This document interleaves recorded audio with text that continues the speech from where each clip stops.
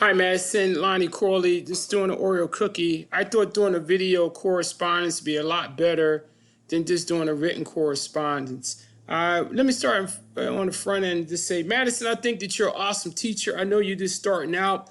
You're a kindergarten and our elementary teacher. And just by reading some of your posts and interacting via our classroom instructions, I think that you got a bright future ahead of you.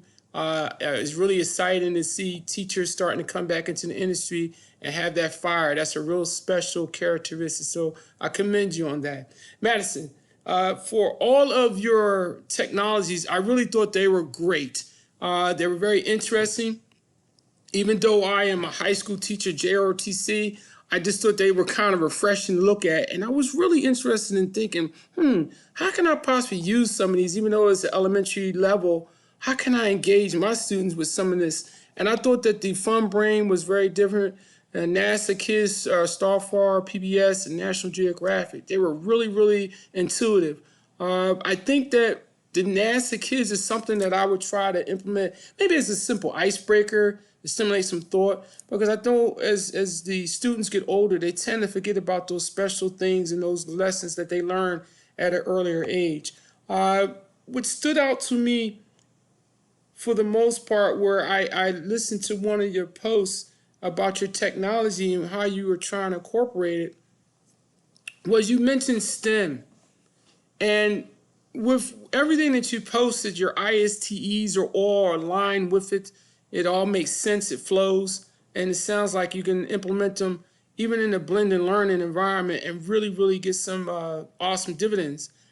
But I would just make one suggestion to you, and I'm going to send you a link with my post, is that I found that by using the students and getting them engaged and taking them in an outside nature environment and still implement some of those tools that I'm trying to get as far as the curriculum across, they were actually learning. And then when I found even further that if I incorporate some of my other teachers, sprinkle a little bit what they're doing, because I interact with my teachers and try to take some of that and blend it in with my assignments, that they were learning. So it's called Kids Going Wild, Nature versus Nurturing. And it's a European study that is really an interesting read, an interesting view of sorts, that is going to open up your mind in a host of different things as far as how to get your students engaged through their natural multiple intelligence that they have. So I'm going to send that your way once again. Invite any feedback that you have.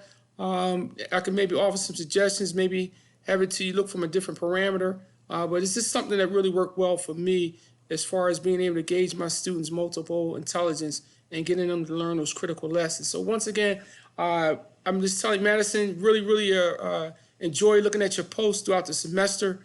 I'm wishing you all the best. Get some rest after this semester. We got to get right back in the classroom of sorts here shortly. New school year coming. We got a whole host of things that we have to really get prepared for as educators. So take the best of care. Enjoy the summer. Have a happy 4th. And thank you very much for your time on this. Bye.